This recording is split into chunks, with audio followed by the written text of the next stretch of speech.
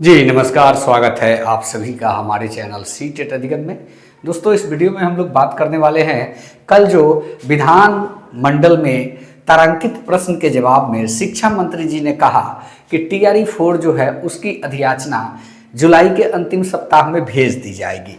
जी हाँ दोस्तों, यह अधियाचना इससे पहले भी कितनी बार जा चुकी है, लेकिन बड़ा सवाल यह है कि चलिए मानते हैं कि शिक्षा मंत्री जी ने जो बात कहा है वो सही हो, क्योंकि स्थानांतरण के मामले में जितनी भी बात उन्होंने कही लगभग अब तक धरातल पे दिख रहा है। इस बात को भी हम लोग मानते हैं कि टीआरई 4 की अधियाचना अंतिम सप्ताह में चली जाएगी, लेकिन बड़ा सवाल यह है कि क्या टीआरई 4 में आप जैसा कि जानते हैं कि एनआईएस है, एनआईएस के बारे में आप जानते हैं कि टीआरई 3 में जो एनआईएस के साथी बहाल हुए हैं उनको एक कोर्ट के निर्णय के तहत जो कहा जाता है कि आप सभी को निकाला जाएगा।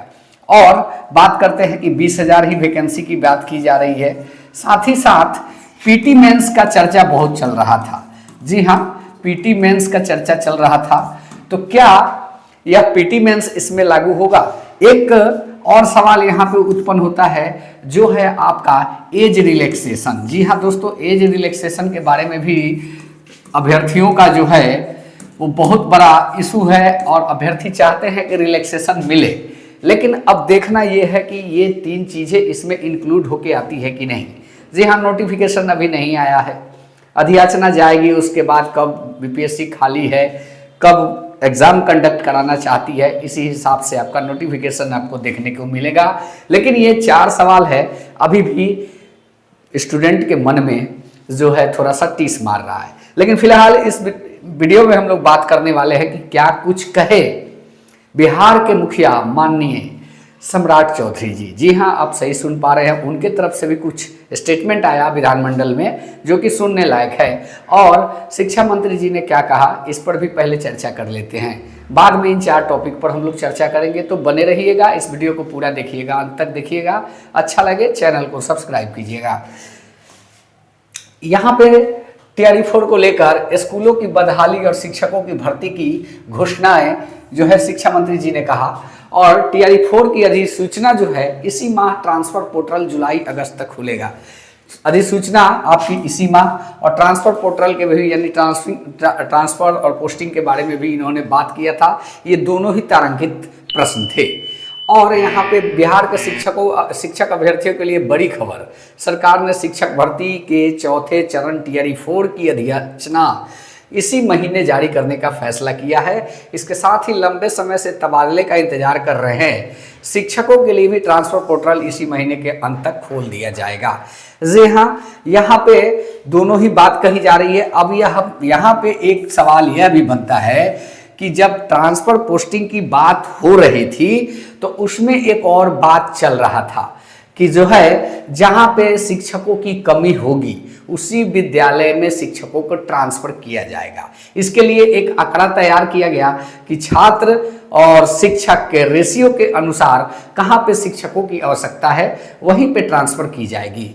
तो अब कहीं ना कहीं जो चीजें निकल के आई है उसमें लगभग सब जगह बैलेंस शिक्षक हैं। कहीं भी ऐसा, क्योंकि हमने एक लिस्ट आपको दिखाया था जो सोनपुर अनुमंडल का था, और उसमें हमने आपको बताया था कि कहीं भी 4 जगह मैंने उसमें, हालांकि पूरे स्कूल का दिया हुआ था वहाँ का, लेकिन मात्र मैंने 51 स्कूल का लिया था। उसमें से 4 ऐसे ही जगह थे जहाँ पे छात्र शिक्षक के अनुपात से शिक्षकों की आवश्यकता नहीं थी। अदरवाइज सब जगह पे शिक्षकों की संख्या 2, 4, 6, 10 ऐसे करके ज़्यादा ही थे।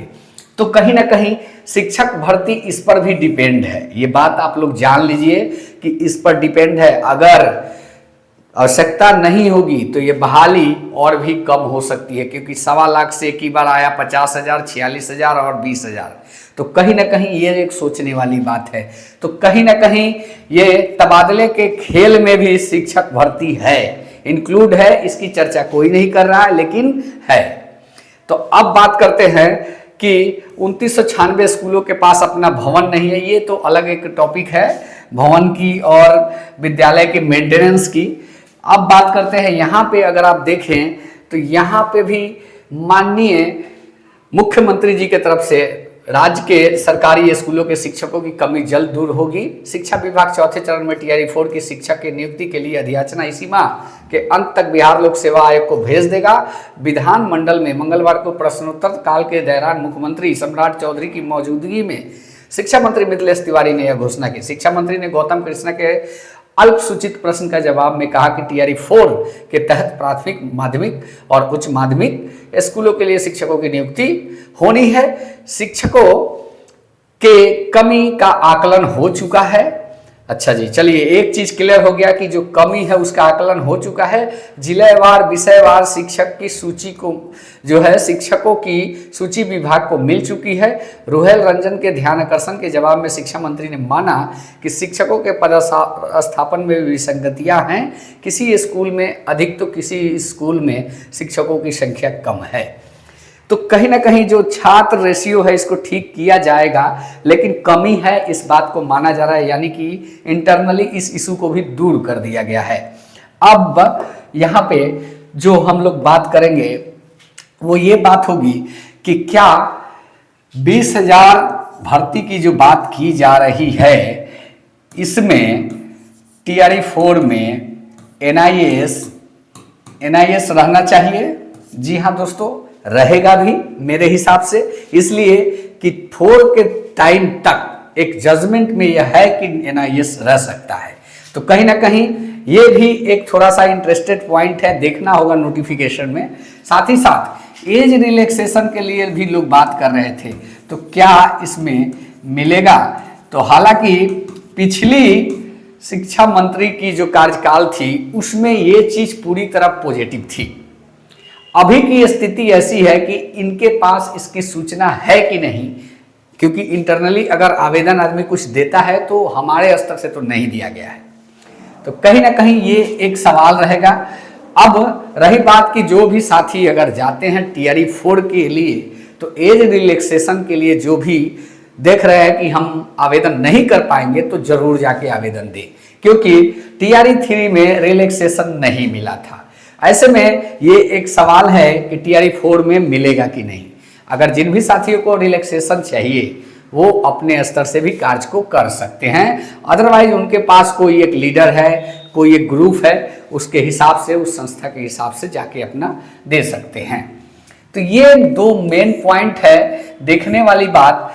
और उसके बाद अगर पीटी मेंस है तो इसका भी कंफर्म जानकारी होना जरूरी है, क्योंकि इसका हमें लगता है कि थोड़ा सा प्रयास करना चाहिए कि एक ही परीक्षा के आधार पे शिक्षक भर्ती हो। वो इसलिए कि अभी तक अभ्यर्थी बहुत सारे परीक्षाओं को दे के यहाँ तक पहुँचते हैं। बीएड 2 ईयर, चाहे डीएलएड 2 ईयर, उसके बाद एक सीटीटी, उसके बाद आप एक जो है बीपीएससी देते हैं, लेकिन यहाँ पे 2 कर दिया गया। तो 2 सेमेस्टर, एक टीईटी, यानी कि 5 एग्जाम देने के बाद आप शिक्षक बनते हैं। शायद आईएएस बनने के लिए भी इतना परीक्षा नहीं देना पड़ता है। तो इस पर बात होनी चाहिए। और एक यहाँ पे आपको बताते चले कि अगर पीटी मेंस दोनों होता है, तो ये पीटी अगर होता है मान के चलिए कि सितंबर में, तो ये मेंस आपका चला जाएगा मार्च में, और आपको जो है आपका जो रिजल्ट आते, आंसर की आते, ज्वाइनिंग करते आपका अगले साल अगस्त हो सकता है। ये भी एक बहुत बड़ा इशू है, क्योंकि ज्वाइन करते करते अभ्यर्थियों का 1 साल निकल जाएगा। ऐसे में इस पर बात होनी चाहिए। उम्मीद करता हूं कि यह वीडियो अच्छा लगा होगा। अगर अच्छा लगा है चैनल को सब्सक्राइब करें। मिलते हैं नेक्स्ट वीडियो में। धन्यवाद। जय हिंद। वंदे मातरम।